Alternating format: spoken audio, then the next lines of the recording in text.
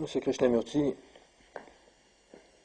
je souhaiterais vous poser des questions sur un sujet qui me paraît tout à fait essentiel, qui est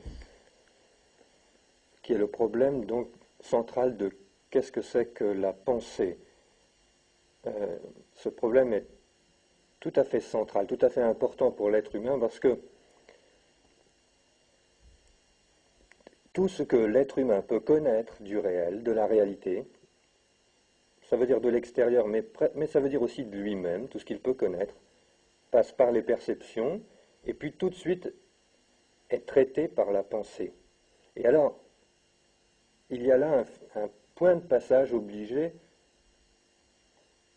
ou ce qui semble être obligé.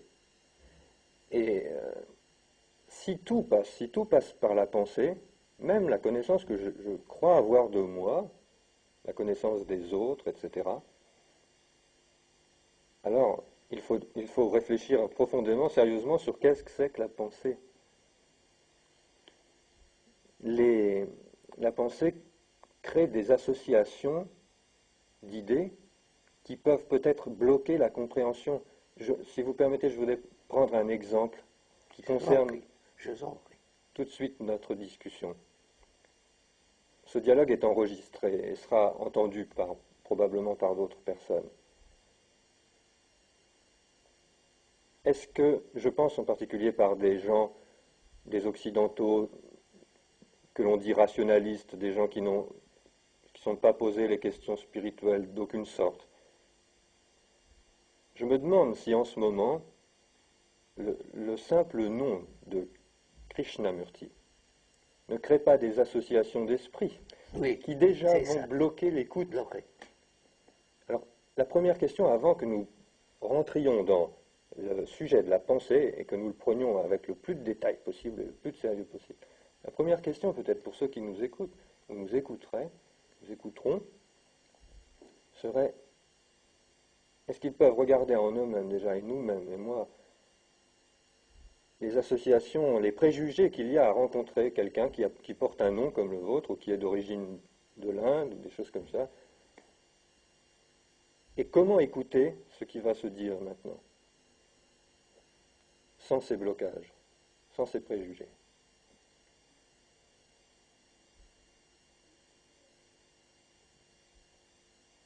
It's very difficult to listen to somebody, whether it's from the Orient or the Occident. Because even in the Orient, tradition is so strong there of what is spirituality. Various teachers and various ancient tradition holds them. Here, in the Orient, in the Occident, so-called religious feeling, so-called spirituality, if you can use that word, is very, very rarely thought about, gone into. So you are asking, aren't you, is there a perception, vous comprenez? Oui, oui, très très bien. Is there a perception which is outside the process of thought? Is there an understanding, an insight, an immediate comprehension, without going through all the machinery of thought? Et en ce moment, celui qui écoute, peut-il avoir une perception immédiate de ce qu'il a en ce moment dans la tête par rapport à cette discussion, ou par rapport à vous, ou par rapport à toute chose? Oui. Est-ce qu'on peut avoir une perception immédiate de la façon dont la pensée filtre en ce moment les choses qu'elle entend? So, I understand that question, sir. You are saying, is there a perception, immediate, of the reality of something that is true, which isn't circumscribed or associated with thought. So the question is really, what is the process of thinking? Would you say that? That is the central question. C'est la question qui me paraît centrale. Est-ce que l'on peut effectivement approfondir ça d'une façon aussi rationnelle que possible, avec un discours aussi rationnel que possible? Si. You see, this question is not Oriental or Occidental. It is a question of human beings. It's a question that affects all humanity, whether it's Orient or Occident or Catholic or Protestant, conservative, liberal or totalitarian. It affects all human beings who are concerned with bringing about a different society.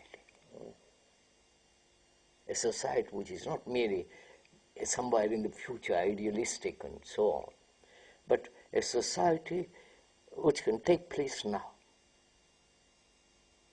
As a society which is essentially good. If you're interested, we can go into that word good, but for the moment, we leave that aside. Oui.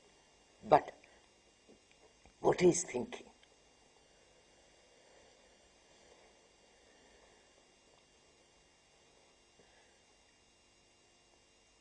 After all, thinking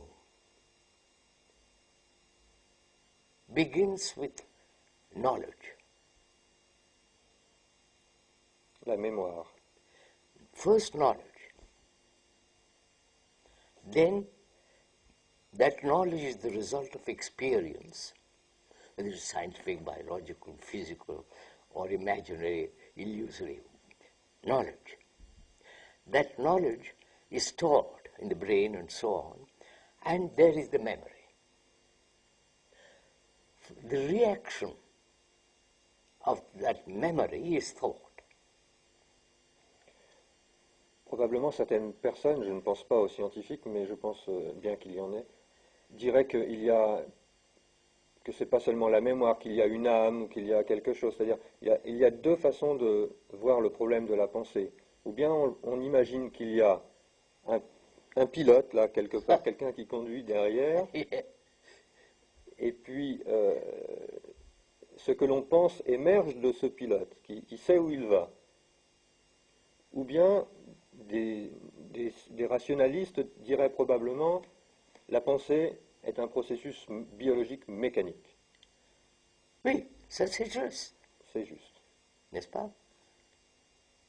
C'est juste. Vous savez, regardez,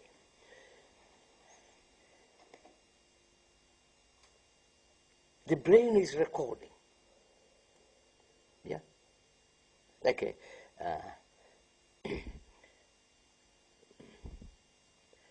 what do you call it?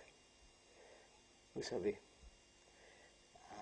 the instrument that records. Un magnétophone. Yes, magnetophone, c'est ça.